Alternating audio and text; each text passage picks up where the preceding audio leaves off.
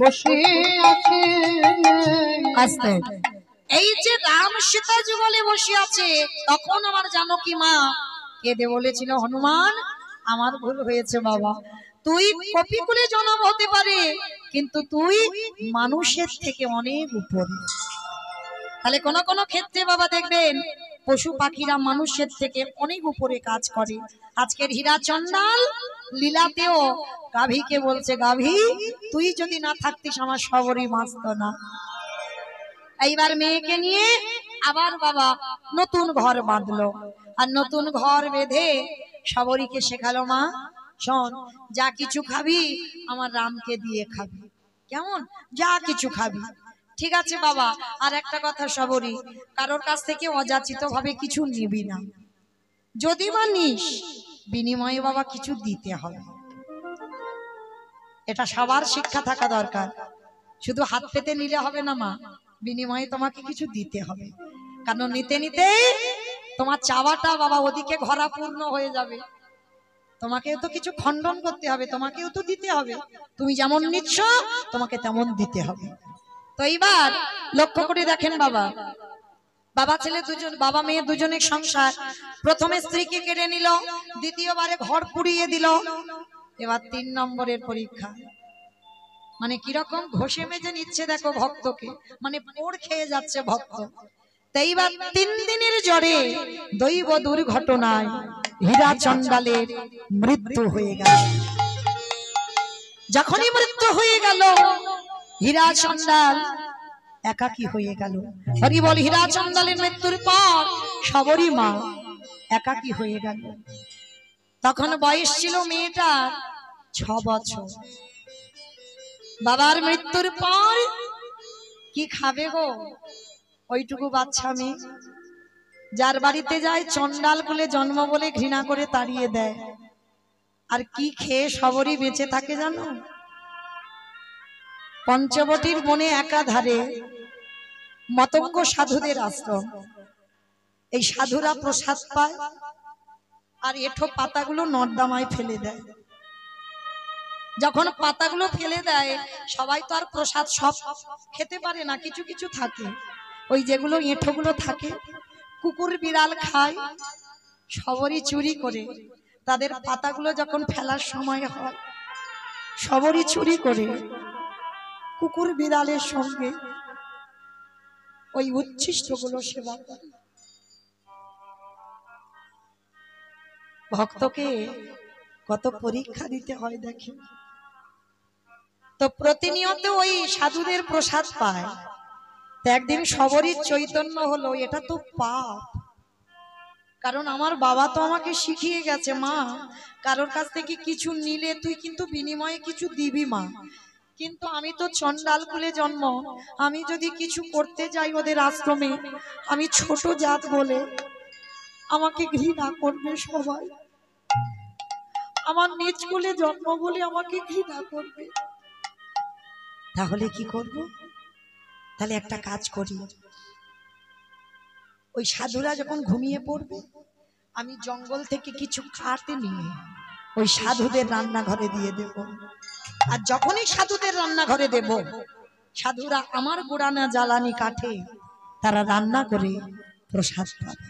আর এতেই চুরি করে সাধু সেবা পেয়ে যাবে। 6 বছরের মেয়ের কত চৈতন্য দেখেন। তা সাধুরা তো রাত্রিবেলা ঘুমায়, আর সবরই দিনের বেলা ঘুমিয়ে থাকে, বাড়িতে থাকে। আর রাত্রি হলে সন্ধ্যা হবে, সবরই জঙ্গলে যায়, শুকনো শুকনো কাঠ কুড়ায়, কাঠের বোঝাটা বেঁধে চুরি করে যাতে কেউ জানতে না পারে। ওই রাত্রিবেলা একেবারে বলে রে, একেবারে বলে রে, একেবারে বলে রে আমার মন কতদিনে পাবি রে তুই সাধুর শ্রীচরণ। অনুধ্বনি মাইরা বলি রে, একেবারে বলি রে, বলি রে আমার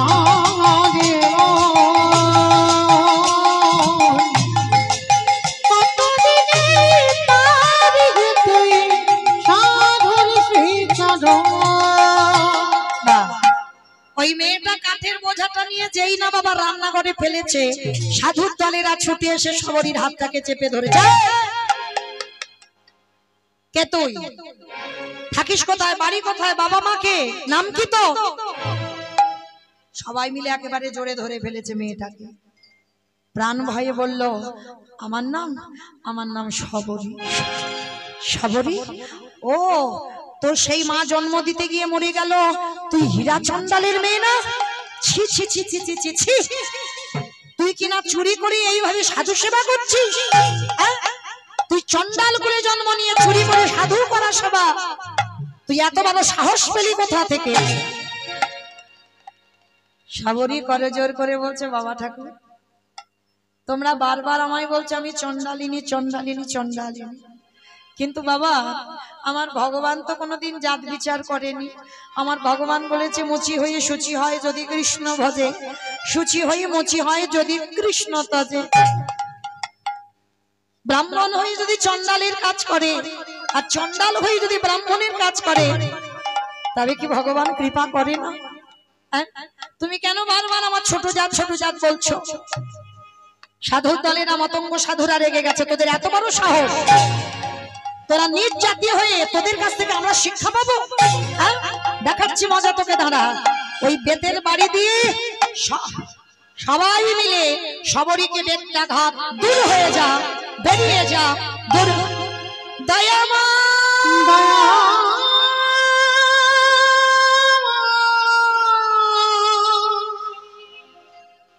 এত মারা মেরেছে, ছেলে মেয়েটার অঙ্গ দিয়ে রক্ত ঝরে ঝরে পড়ছে। আচ্ছা বলো তো মা, কৃপা কেন হচ্ছে না? পারবে কি বলতে, কৃপা কেন হচ্ছে না? যারা এত ভক্তি আছে, কৃপা হচ্ছে না কেন? বেশ, আশ্রয় করে। নদী পার হতে গেলে তো বাবা নৌকাকে ধরতে হবে, আর সেই নৌকারূপী তো আমাদের গুরুচরণ। গুরু না হলে ভব নদী পার হতে, গুরুরূপী কান্ডারি তো তোমায় নিয়ে যাবে। আর এই জগতে যারা গুরু আশ্রয় করিনি, আমরা কোনোদিন ভব নদী পার হতে পারবে না। আজকে শবরী এত কাঁদছে, কিন্তু কৃপা হচ্ছে না। ভগবানের আসন চলে যাচ্ছে, কিন্তু দেখা দিতে পারছে না। কেন? দীক্ষা হয়নি। আর ওদের মধ্যে বাবা সবাই তো আর খারাপ লোক নয়, ওদের মধ্যে একজন ছিল বাবা, যার নাম হচ্ছে রামানন্দ স্বামী। এই রামানন্দ স্বামী হচ্ছে শবরী মার দীক্ষা গুরু। তা রামানন্দ স্বামী ছুটে এসে মেয়েটাকে জড়িয়ে ধরেছে। দাঁড়াও দাঁড়াও দাঁড়াও দাঁড়াও, মেয়েটাকে মেরো না, ও তো মরে যাবে। ওইটুকু বাচ্চাকে যদি তোমরা এত মারো, ও তো মরে যাবে, মেরো না। শবরীকে বুকে জড়িয়ে ধরে বলছে, এই মা আয়, আজকের আমি তোকে রাম মন্ত্রে দীক্ষা দেব, চল। তা যেই না রাম মন্ত্রে দীক্ষা দিয়েছে বাবা, গুরুদেব হয়ে শবরীকে বলছে, শোন মা, যা যা কিন্তু খাবি সব কিন্তু দিয়ে খাবি। কে গো মা, সবাই দিয়ে খাচ্ছ তো? সবাই দিয়ে খাচ্ছ?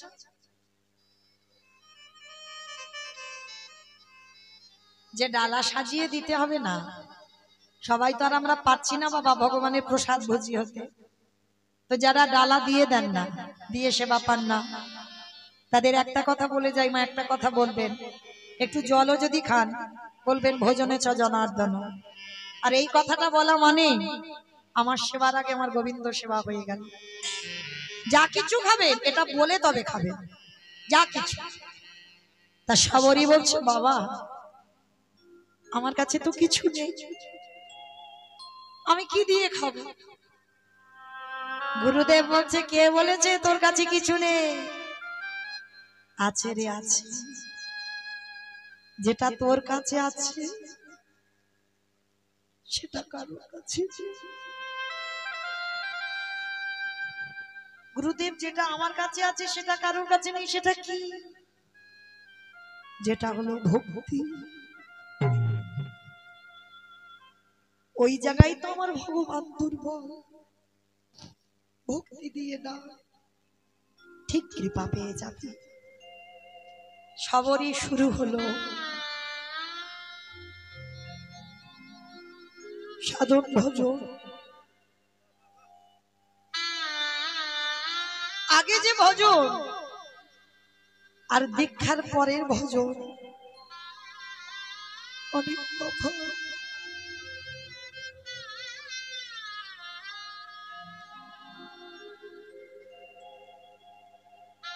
সবরই দীক্ষা পাবার পর জঙ্গলে জঙ্গলে মা আহার করে কি? ফল। ফল আহার করে, গাছে থেকে ফল পাড়ে, যেটা টক যেটা তিতো সেটা নিজে খায়, আর যেটা খেয়ে দেখে নাই মিষ্টি সুস্বাদু খুব স্বাদ, সেটা খেয়ে অর্ধেকটা রেখে দেয় প্রভু রামকে খাওয়াবে। ভালোবাসা দেখেছ? আমরা তো বলি বাবা ভগবানকে বাসি কাপড়ে খেতে দিলে খায় না, ভগবানকে খেয়ে নাকি খেতে দিলে খায় না। সত্যি কি তাই? আমাদের তো ভজন নেই গো, আমরা তো ভালোবাসতে পারিনি, খাবে কি করে ভগবান? হাজার ভক্ত ডালা সাজিয়ে দিচ্ছ, ভগবান খাচ্ছে না, কারণ আমরা দিতে শিখিনি। সবরই একটা করে ফল খেয়ে রেখে দেয়, যেটা মিষ্টি ফল। কবে বলতে কবে রাম আসে, আর এই ফলটা দিতে হবে। অমাইরা খাওয়া ফল থাকে, পচে যায়, পোকা লেগে যায়, নষ্ট হয়ে যায়। আবার দেখবে বাবা কোনো কোনো ফল শুকিয়ে যায়, যেগুলো শুকিয়ে যায় সেগুলো রামের জন্য গুছিয়ে রেখে দেয়, কবে আমার রাম আসবে আর আমার এই ফলগুলো তাকে খেতে। কিন্তু এইটা কারণ নয়, সবরই খেয়ে খেয়ে দেখছে কেন সব গাছের ফল, সারাদিন সকাল থেকে বিকাল পর্যন্ত শুধু গাছের ফল পেরে খায়, প্রত্যেকটা গাছের ফল পেরে পেরে খায় কেন? ছোটবেলায় হীরাচন্দাল বাবার কাছ থেকে গল্প শুনেছিল, রামের সব থেকে বড় শত্রু কে? কে মা? রাবণ। শুনে রেখেছে তো সবরই, সেইটা বিশ্বাস করে আছে যে আমার রামচন্দ্রের সব থেকে বড় শত্রু রাবণ। আর সেটাই ভয় লেগে গেছে মেয়েটা, যদি কোনো ফলের গাছের মধ্যে বিষ দিয়ে দেয়, আর যদি রাম বনে বাসে এসে খিদের জ্বালায় যদি গাছ থেকে ফল পেড়ে খায়, যদি আমার রামের কিছু হয়ে যায়, মরণ যদি হয় আগে আমার হোক, আমার ভগবান রাম যেন ভালো।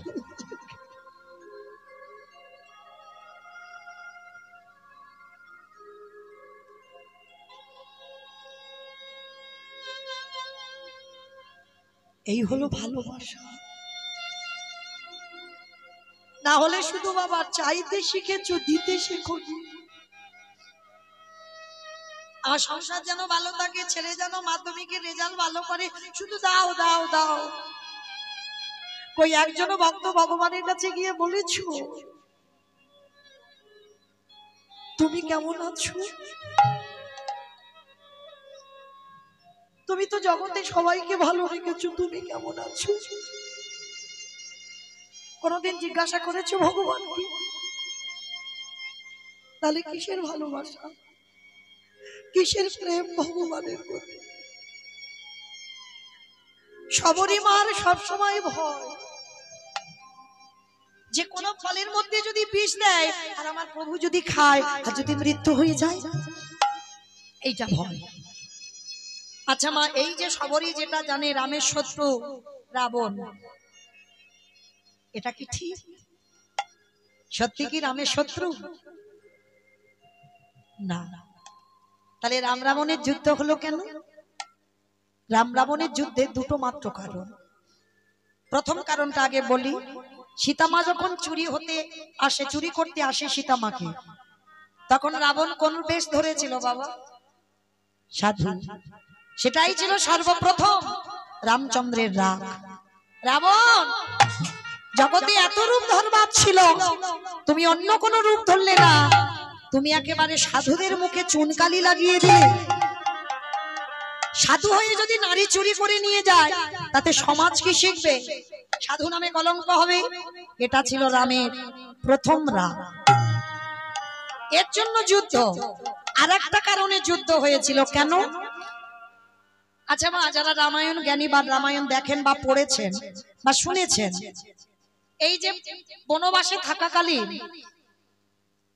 সীতামা বলেছিল, প্রভু সোনার হরিণটা ছুটে যাচ্ছে, প্রভু আমার হরিণটাকে ধরে দাও না। আর রাম কি করেছিল? হরিণটা ধরবে বলে ছুটে গেল। কি মায়েরা জানেন তো কাহিনীটা? তাহলে রাম হরিণ ধরতে গেল। তাহলে এই জায়গাটায় আপনারা নিজেদের মনকে প্রশ্ন করেন, একটা বাচ্চা ছেলেকে যদি বোঝানো যায় বাবা সোনার হরিণ ছুটতে পারে, সে বাচ্চাটা কি বলবে? পারে না তো। একটা বাচ্চা ছেলে যদি জানে সোনার হরিণ হাঁটে না, সোনার হরিণ ছোটে না, সোনার হরিণ এক জায়গা থেকে অন্য জায়গা যায় না, তাহলে বাবা ওটা রাম আর জানে না।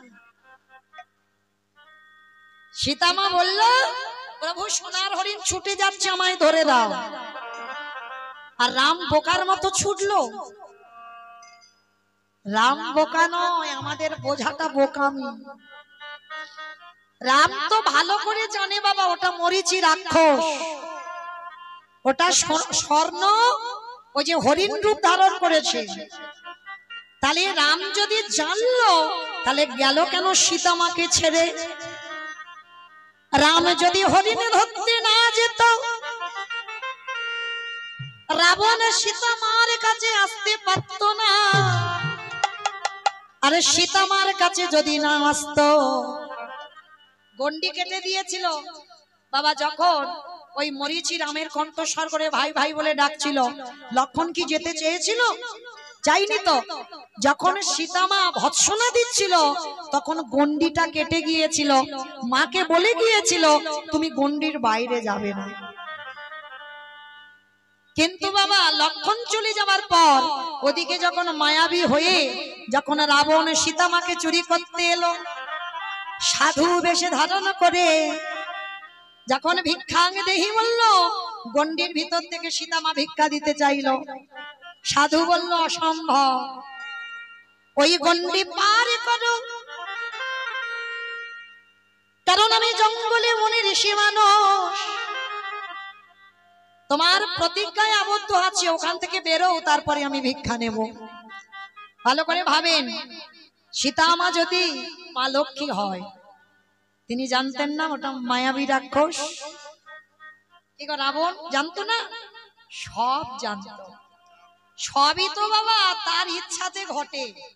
পৃথিবীতে যা যা কিছু ঘটে তার নখদর্পণে। তাহলে সীতামাও জানতো, রামও জানতো। তাহলে ঘটনাটা ঘটলো কেন এরকম? কারণ আছে। কারণটা কি জানো? রাম যদি হরিণ ধরতে না যেত, রাবণে আসতে পারত না। আরে রাবণ যদি নাম আসতো, সীতা চুরি হতো না। সীতা যদি চুরি না হতো, লঙ্কার মাটিতে লক্ষ্মী প্রতিষ্ঠা পেত না। লঙ্কার মাটিতে যদি লক্ষ্মী না যেত, তাহলে তুলসী বৃক্ষ হতো না। তুলসী বৃক্ষ না হলে মহাপ্রসাদ হতো না। মহাপ্রসাদ না হলে ভক্ত সমাজে বিতরণ হতো না। ভক্ত সমাজে বিতরণ না হলে কৃষ্ণ ভক্তির উদয় হতো না। কৃষ্ণ ভক্তির উদয় না হলে রাবণ রাজার 1 লক্ষ ছেলে আর 1.25 লক্ষ নাতি, ওই রাবণের বংশ উদ্ধার হতো না। কৃষ্ণ ভক্তি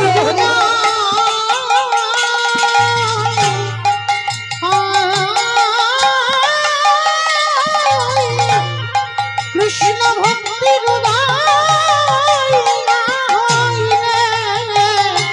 রাবণ রাজার বংশ ধর হতো না। আস্তে এইবার কি হলো মা, ঘটনাটা দেখেন। এইবার সেই রাবণ রাজা, তাহলে পরিষ্কার বোঝা গেল কিসের জন্য রাম রাবণের যুদ্ধ। এই দুটো কারণের জন্য যুদ্ধ। তাহলে এই যে শবরী মা জেনে গেল যে আজকে রামচন্দ্র যদি আসে ফলের মধ্যে বিষ মাখিয়ে রাখবে, তাই শবরী মা আজকের এই ভজন করতে করতে বার্ধক্য দশা, দন্ত পড়ে গেল, চামড়া আলগা হয়ে গেল, মাথার চুল পেকে সাদা, কোমর ভেঙে গেল, লাঠি ঠুকতে ঠুকতে আসে, বসে বসে ভজন করে। আর ওই কান্না একদিন চলে গেল আমার রামের চরণে। এতদিনের কান্না আজকে সার্থকতা হলো। কি গো, সেই জন্ম থেকেই তো মেয়েটা কাঁদছে। ভগবান জগৎকে শেখালো, কতটুকু তুমি চোখের জল দিয়েছো ভগবান পাবে, কতটুকু তুলসী গাছে জল দিয়েছো চোখে যে তুমি ভগবান পাবে। যে যত বেশি কাঁদতে পারবে কৃপা তত তাড়াতাড়ি হবে। শবরীর দিন সময় হয়ে গেল বাবা, অনেক বয়স হয়ে গেছে। বসে বসে সারাদিন দেখা দে দেখা দে দেখা দে। আর কি রাম থাকতে পারে? রাম লক্ষণের হাতটা ধরে শবরীর দরজায় এসেছে। দরজায় এসে ডাকছে, শবরী শবরী, বাড়িতে আছিস মা? কে কে আমায় শবরী বলল? লাঠি ঠুকতে ঠুকতে এসেছে। এসে দেখে না দুই অপূর্ব রূপের ছেলে। কে রে বাবা তোরা? সে কি আমায় ভুলে যাচ্ছ? আমি কে? আমার জন্য তো সেই ছোটবেলা থেকে কাঁদছো। মা শবরী, বাবা আমি ভালো করে বুঝতে পারছি না, বয়স হয়েছে তো। কে রে বাবা তুই? আমি তোমার রামচন্দ্র। চমকে উঠেছি, রাম রাম তুই এসেছিস, কিন্তু বসতে দেব কোথা? আমায় এত গরিব এত কাঙাল, বসতে দেওয়ার জায়গা নেই। ছুটে গেল একটা গাছের তলায়, শুকনো কিছু পাতা কুড়িয়ে এনেছে, পেতে দিয়েছে। প্রভু বসো, আমি তো তোমার জন্য ডাকতে ডাকতে আজকের আমার যাওয়ার সময় হলো, বসো। ও মায়েরা, ভগবান যদি তোমাদের ঘরে আসে কি করবে? আসন দেবে বা সিংহাসন দেবে, চেয়ার দেবে, তারপরে কি করবে? পা ধোবার ব্যবস্থা করবে। শবরীর তা তো নেই গো। এত গরিব এত কাঙাল, ভগবানের পা ধোবার মতো কোনো পাত্র নেই। তবে কি ধোয়ানো যাবে না? যাবে। রামচন্দ্রের চরণ যুগলে বুকে ধরে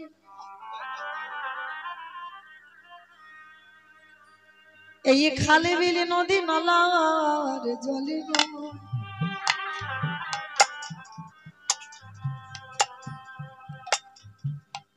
শবরী মায়া মা,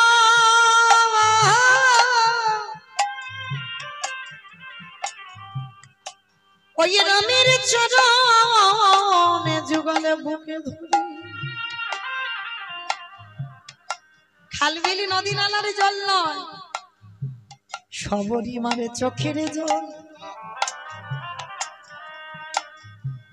এ জল মা আপনাদের আমাদের মতো নয়।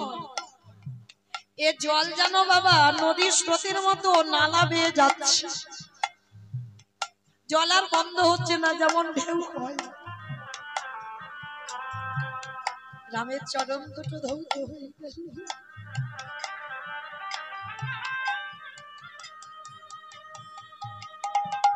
আঁচল দিয়ে মোছাবে, যদি ব্যথা লাগে পায়ে। শবরী মার মাথার কেশটা খুলে দিয়েছে, রামের চরণটা মুছিয়ে দিয়েছে। প্রভু এবার রাম বলছে শবরী মা, ও মা আমার এবার একটু খেতে দিবি মা, বড্ড খিদে পেয়েছে। প্রভু আমি ছোট যা, আমি ছোট, তুমি খাবে, তুমি খাবে আমার হাতে? এই কে বলেছে ওইসব চন্ডাল টন্ডাল আমার কাছে বলিস না। মা দে না, খুব খিদে পেয়েছে। দাঁড়াও প্রভু, তুমি একটু দাঁড়াও, আমি দেখছি। ছুটে গেছে ঘরে, সেই যে ঝুড়িতে বাবা রাখা ছিল, যে ফলগুলো পচে গিয়েছিল তো পোকা গেছে ফেলে দিয়েছে, আর যেগুলো মিষ্টি শুকিয়ে গেছে শুকনো, সেই ফলগুলো তো ঝুড়িতে রাখা আছে। ঝুড়িটা কাকে করে নিয়ে এসেছে? বয়স হয়েছে তো কোমর ভেঙে গেছে। প্রভু তোমার জন্য আমি তুলে রেখেছি, দেখো আমি খেয়ে দেখেছি, খুব মিষ্টি ফল, কোনো জ্ঞান নেই যে আমার মুখে থুতু লালা ভগবানকে দেব, ও জ্ঞান নেই। মা যেমন সন্তানকে ভালোবাসে, কি গো দেখবেন বাবা সন্তান ফোন করে বলে দিল, বাবা তুমি আমার জন্য একটা 5 টাকা দামের বিস্কুট এনে তো। বাবা ছেলের জন্য একটা 5 টাকা দামের বিস্কুট এনে দিয়েছে, বাবার সামনে ছেলেটা বিস্কুটের প্যাকেটটা ছিঁড়ে খাচ্ছে। বাবা কাঙালের মতো হাত পেতে ছেলের কাছে বলছে, হ্যাঁ রে বাবা আমার একটা বিস্কুট দিবি? ভালো করে বুঝবেন এইটা ভালোবাসাটা কেমন। 5 টাকা দামের ছেলের জন্য বিস্কুট এনেছে, বাবা 5 টাকা দামের আর একটা প্যাকেট এনে খেতে পারে না? পারে তো। ছেলে রেগে যায়, যেই বাবা চাই বিস্কুট দে, ছেলে রেগে গিয়ে ঠাকুমাকে বলে, ও ঠাকুমা দেখো না তোমার ছেলে আমার কাছে বিস্কুট খালি খালি চাইছে। বাবা তবু বলে, দে না বাবা। ছেলে তাড়াতাড়ি করে বিস্কুট গুলো সব গালের ভিতরে দিয়ে দেবে, বাবাকে যাতে দিতে না হয়।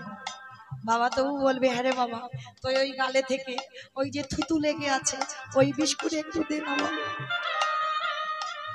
কেন? এই যে সন্তানের প্রতি ভালোবাসা, বাবা সন্তানের যে প্রেম, বাবা কিনে খেতে পারে, কিন্তু ওই যে সন্তানের মুখে থেকে একটু ভেঙে বাবার বদনে দিলে যে ভালোবাসাটা, যে প্রেম, ওইটা তুমি কোথাও পাবে না, পয়সা দিলেও পাওয়া যাবে না ওই ভালোবাসাটা। তা সবারই মা থুতু লেগে আছে, ওই সব কিছু জ্ঞান নেই। তা ওই এটো ফলটা নিয়ে রামচন্দ্র তো অনেক লম্বা, মুখে হাত যাচ্ছে না। সবারই কাঁদছে আর বলছে, প্রভু এমন সময় এলে আমার কোমর ভেঙে গেল, তোমার বদনে হাত আর উঠছে, সেই যদি এলে তো অসময়ে এলে কেন? রামচন্দ্র মনে মনে ভাবছে, সবরই ভক্তের ডাক যতক্ষণ না সঠিক হয় আমি তো আসতে পারি না। ওরে সবরি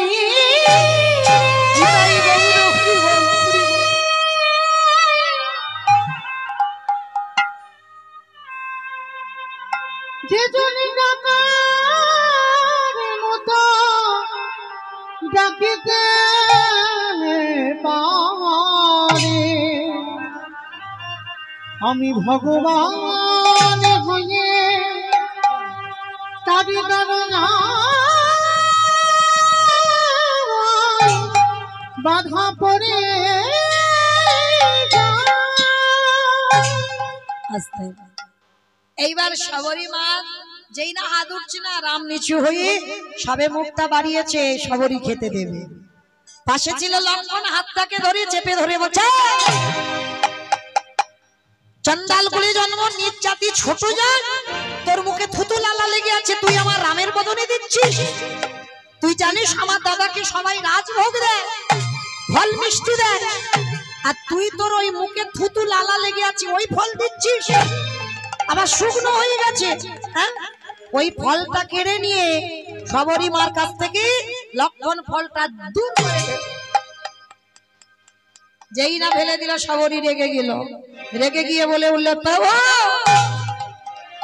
তোমার ভাই বলে আমি ওকে ছেড়ে দেব না, আমার প্রেম ভালোবাসা মাখানো ওই ফল তোমার মুখে দিতে দিল না, তোমার ভাই ফলটাকে ঘৃণা করলো, আমি অভিশাপ দিলাম, আমার ভজন যদি সঠিক হয় ওকে আমি অভিশাপ দিলাম, যেদিন তোমার ভাই মৃত্যুর সঙ্গে লড়াই করবে ওই ফলের রস না হলে তোমার ভাই প্রাণ ফিরে পাবে না, পাবে না, পাবে না।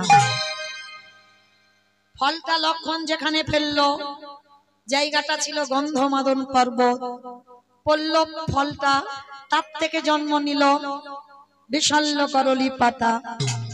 যেদিন রাম রাবণের যুদ্ধে ছোট ঠাকুর লক্ষণ শক্তিশালী পড়ে গেল, বৈদ্য কবিরাজ ওঝা সবাই এলো, লক্ষণের প্রাণ ফিরাতে পারছে না। তার মধ্যে সুসেন বৈদ্য বলেছিল, রাম ভাইকে যদি বাঁচাতে চাও চলে যাও গন্ধমাদনে, সেখানে গিয়ে বিশাল্য করলি পাতা নিয়ে এসো। ছুটে গেল, আর বিশাল্য করলি পাতা আনবে কে? হনুমান বলছে, প্রভু আমি যাব। ছুটে গেল, আর গিয়ে বাবা পাতা চিনতে পারছে না, বেটা হনুমান তো চিনতে পারছে না কোনটা বিশাল্য করলি পাতা। কি গো, এখানে এতজন ভক্ত আছে বাবা, অনেক রকমের গাছ গাছরা দিলে চিনতে পারবে কোনটা বিশাল্য করলি পাতা? এখন অর্ধেক ভক্ত জানে না বিশাল্য করলি পাতাটা কেমন। হরি বল। তা হনুমান তো দূরের কথা, তা হনুমান চিনতে পারেনি বলি পর্বতটা সমেত চাগিয়ে তুলেছে। এত ক্ষমতা হনুমানের। ছোটবেলায় সূর্যকে লাড্ডু মনে করে খিদে পেয়েছে, গিলে খেয়ে ফেলেছে। পর্বতটা চাগিয়ে এনেছে, এনে যখন রামের কাছে রেখে, রাম তো অবাক, হ্যাঁ রে বাবা তুই কি করেছিস, এটা তুই কি করে করলি? তোকে পাতা আনতে বলেছি, পর্বত নয়। বলে ঠাকুর এমনি এমনি কি এনেছি, চিনতে পারিনি পাতা কোনটা, তুমি চিনে নাও। বলে ও, সুসেন বৈদ্য উঠলো পর্বতে, পাতাটা চিনে রসটা ভালো করে নিগড়ে লক্ষণের বদনে দিচ্ছে। লক্ষণ প্রাণ ফিরে পেয়েছে।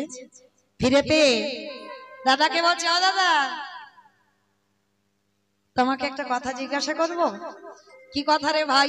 আচ্ছা শুনেছি যা যা কিছু ঘটে তোমার চিত্রপটে, তোমার নখ দর্পণে, তুমি যদি মনে করতে আমার প্রাণ বাঁচাতে পারতে না?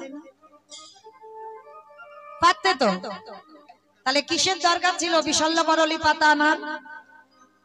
রাম মৃদু হেসে বললেন, ভাই রে আমি যদি বিশাল্য করলি পাতাটা আনতে না দিতাম এই জগতে আমি মিথ্যাবাদী হতাম। আমি জগৎকে শিখাইছি, বারে বারে বলেছি, আমার হতে নাম বড়, নাম হতে ভক্ত বড়, ভক্ত হতে ভক্তির পদ ধুলা আরো বড়। মনে পড়ে সবরী মায়ের সেই থুতু লালা লেগেছিল, আমার বদনে দিতে দিলি না। কিরে ভালো করে ভেবে দেখ, সেই থুতু লালা লেগে থাকা ফল, তার থেকে তো বিশাল্য করলি পাতার জন্ম, তাহলে সবরী থুতু তোর বদনে গেল। সমাজকে শিখিয়ে দিলাম ভক্ত বড়, আমি ভালো ভালোবাসি, আমি যে ভক্ত ছাড়া রহিতে নদী, আমি যে ভক্ত বড় বড় ভালোবাসি। এইবার যেই না বাবা সেই মতঙ্গ সাধুরা তো সবরীকে ঘৃণা করত। সবরী মাকে বলল, মা চল তোকে আমি একটু সমাজে সবার কাছে সম্মানটা দিই। যেই না সবরীর হাত ধরে গেল, মতঙ্গ সাধুরা বলছে, কি ও ছোট জাত? বলে চুপ, ও ছোট জাত নয়, তোমরা উচ্চ বংশে জন্ম নিয়ে তোমরা ছোট জাত, কারণ ওই মেয়েটার জন্য তোমরা তো আমার দেখা পেলে। সবাই মিলে বুঝতে পারলো, মতঙ্গ সাধুরা সবরীর চরণে পড়লো। সবরীকে বললো, মা এ জন্মে আমার ভাই তোর ফল খেতে দিল না, তবে তোর হাতের ফল আমি খাবো। আগত দাপরেতে যেদিন তুই মথুরায় জন্ম নিবি তোর নাম হবে মালিনী, আর আমি বৃন্দাবনের কৃষ্ণ। যেদিন তুই ফল বিক্রি করতে করতে আমার নন্দালয়ে আসবি, আমি তোর কাছ থেকে ফল কিনে খাবো, বিনিময়ে পয়সা দিতে পারবো না। দুমুঠো ধান দিয়েছিল, আর সেই দুমুঠো ধান ফলবালি ঘরে গিয়ে দেখলো সোনার ধানে পরিণত হলো। তাহলে ত্রেতা যুগে সবরীর ফল খাইনি, কিন্তু রামচন্দ্র খেয়েছিল কবে? তারপরেতে কৃষ্ণ অবতারে। সীতারামে ভজলে মানবা। আমার রামচন্দ্রের লীলা যখন হলো, একটা রামচন্দ্রের ভজন হোক। সীতারামে ভজলে হে মানবা, একবার সীতারাম ভজলে মনুয়া, সীতারাম ভজলে মনুয়া, একবার সীতারাম ভজলে মনুয়া।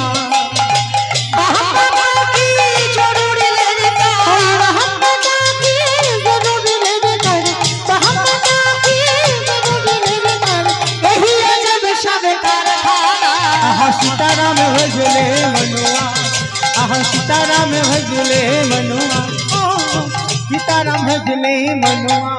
আস্তে এইবার সবরীকে সবাই মিলে প্রণাম করলো, সবরীর ভক্তির কাছে সবাই নত হয়ে গেল। এইবার রামচন্দ্র বললেন, দেখ মা সবরী, তোকে কৃপা যখন কৃষ্ণ অবতারে করব, আমার যাবার সময় তুই সেই রূপ দর্শন করবি। মায়েরা, অনেক সময় হলো, শুভরাত্রি, ভালো থাকবেন, সুস্থ থাকবেন।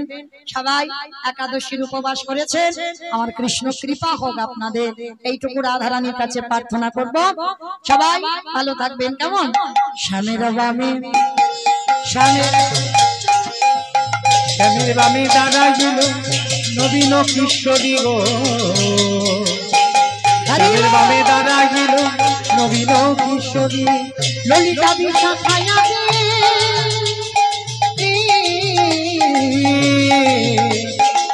যত সহচরী গো, যত সহচরী।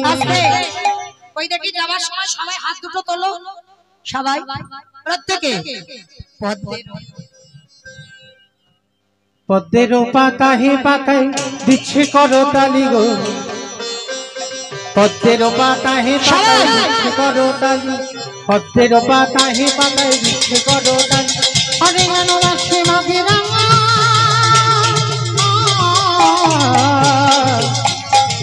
শরণ মাধুরী গো, শরণ মাধুরী। অমাইরা, শুধু আমি তো এতক্ষণ গাইলাম, আমার সঙ্গে সবাই গাইবে, একটু গাইবে সবাই, কথা দিচ্ছ কিন্তু গাইতে হবে, সবাই গাইবে। বেশ, দুহাতি তুলে বলেন কৃষ্ণ না, পরিবারে তার সফল মনস্কাম।